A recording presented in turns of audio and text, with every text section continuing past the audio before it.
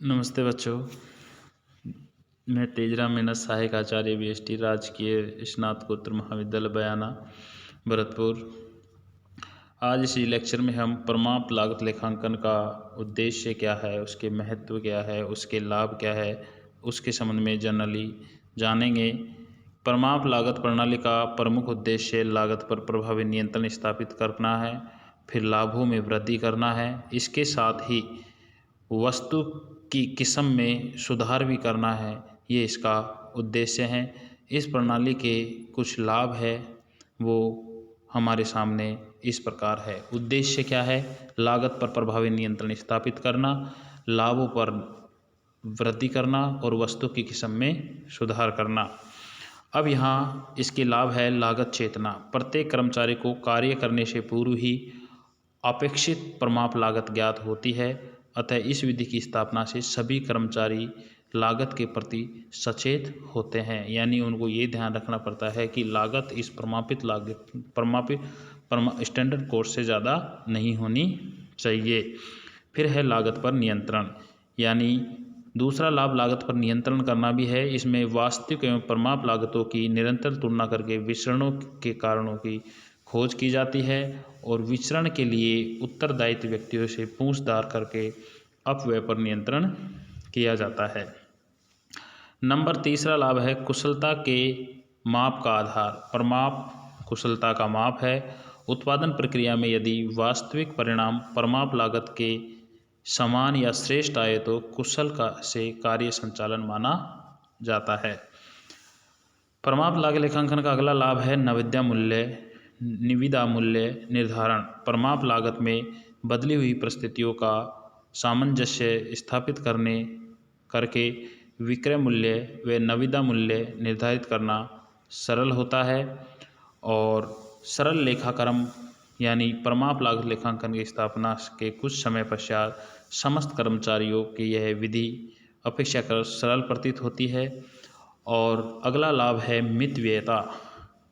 प्रमाप लागत लेखांकन की स्थापना से लागत लेखे रखने की लागत में पर्याप्त कमी हो जाती है, क्योंकि एक बार प्रमाप लागत पत्र तैयार करने के पश्चात बार बार सामग्री मांग पत्र या उपकार्य पत्रक और समय पत्र का प्रयोग नहीं करना पड़ता है।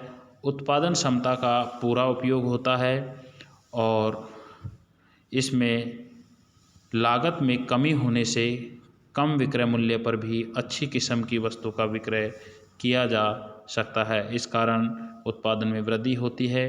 प्रमाप लेखों से उन कारणों की भी जानकारी हो जाती है जो विक्रय वृद्धि में बाधक होते हैं। नेक्स्ट लाभ है प्रमाप लागत लेखांकन का उत्पादकता में वृद्धि। सामग्री व श्रम का कुशलता से प्रयोग करने के कारण अपेक्षाकृत कम साधनों में ही उत्पादन में वृद्धि करना संभव हो जाता है। नेक्स्ट है लाभ में वृद्धि, यानी प्रमाप लागत विधि में लाभ निम्नलिखित दो कारणों से बढ़ता है। दो मुख्य कारण क्या है जिससे प्रमाप लागत लेखांकन विधि में लाभों में वृद्धि होती है? पहला है उत्पादकता में वृद्धि व लागत पर नियंत्रण से प्रति इकाई लागत में कमी हो जाती है, जिससे प्रति इकाई लाभ अधिक हो जाता है। दूसरा है अच्छी किस्म व अपेक्षाकृत कम विक्रय मूल्य पर विक्रय करने से अधिक मात्रा में विक्रय होता है। कुशल श्रमिकों का ज्ञान स्टॉक मूल्यांकन में भी प्रमाप लागत लेखांकन सहायक होती है और प्रबंधकों को भी प्रमाप लागत लेखांकन से लाभ होता है। प्रबंधकों को ये लाभ होता है अधिकारों का प्रभावपूर्ण प्रत्यायोजन कर पाते हैं प्रबंधक।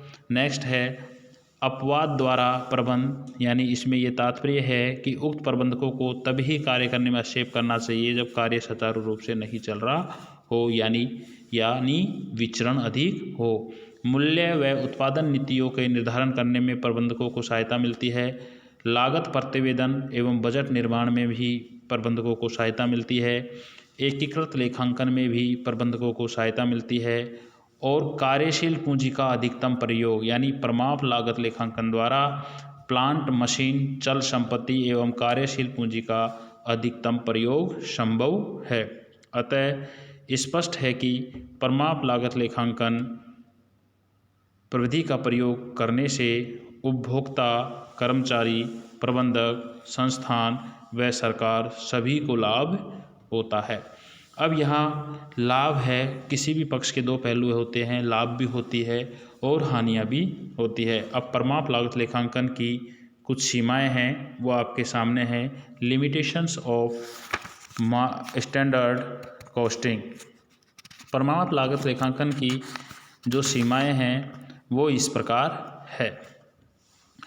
अनुपयुक्त व खर्चीली, वे उद्योग यानी अनुपयुक्त व खर्चीली किसके लिए हैं, यानी वे उद्योग जो उपकार्य या ठेके के व्यवसाय में संलग्न हैं तथा अप्रमाणित वस्तुओं का निर्माण करते हैं, उनके लिए यह विधि क्या है, महंगी है और अनुपयुक्त है। यानी छोटे उद्योगों के लिए भी यह अनुपयुक्त है।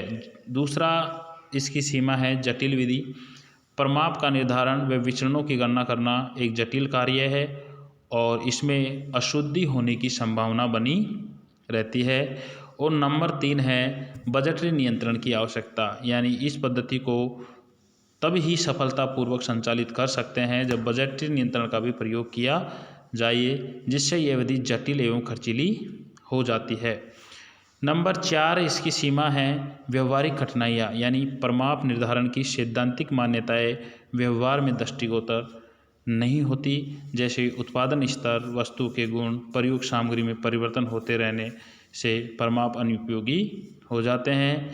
और इसमें कर्मचारियों का असहयोग, संस्था के कर्मचारी इस विधि में संशय की दृष्टि से देखते हैं और अनियंत्रणीय विचरण होने से उनके मनोबल में गिरावट आती है।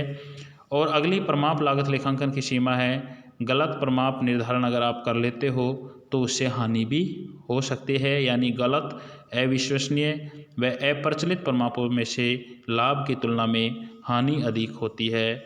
ऊंचे परमाप निर्धारण से भी हानि होती है। यदि परमाप बहुत ऊंचे लक्ष्य के हैं तो कर्मचारियों में असंतोष होता है।